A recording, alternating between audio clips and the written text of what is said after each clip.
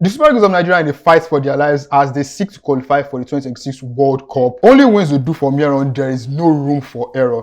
But here on Money Talks, brought to you by LifeScoreBet Nigeria, what we are focused on is how much is the prize money? How much do they stand to lose if they do not go to the World Cup? I am Anishilowo, Jimmy Anishilowo, and as usual, I'm here with our guru on the money matters, Ayola. Hi, Jimmy. So Ayola, can you give us a breakdown of how much the Super Eagles stand to lose if they don't go to the World Cup? Well, it will be, quite unfortunate if they are unable to make it eventually. But if we consider how much was given for the 2022 tournament, each team just for qualifying got $1.5 million. Wow. And then also got a further $9 million for participating in the group stage, which really is the same thing. So total prize money for qualifying for the 2022 World Cup was $10.5 million. But going forward million in 2022. Yes. Now compared so to going forward, wow. We're not going to convert it to naira. So, but going forward to the 2026 tournament, FIFA decided to double the prize money, not the individual prize money, but the overall prize money. In 2022, there was $440 million in prize money up for grabs for 32 teams.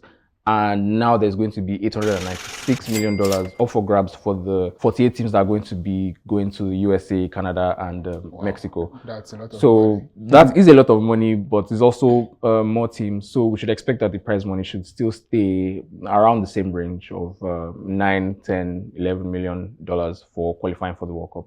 Wow. So now the last time that Nigeria went to the World Cup was 2018, right? Mm-hmm.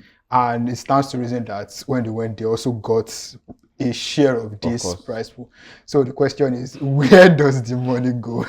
Well, the bulk of the money for qualifying for a World Cup is meant to go for, infrastructural development in the country that qualifies for the World Cup to improve their football so that they can qualify for more World Cups, as it were. While a percentage of it, depending on the federation, how they intend to share it, would also go to the players, the individual players.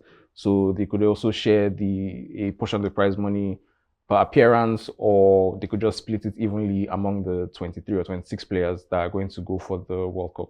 Yeah, you use some very weird sounding words there, like infrastructural development. But moving on. Let's not go into that matter.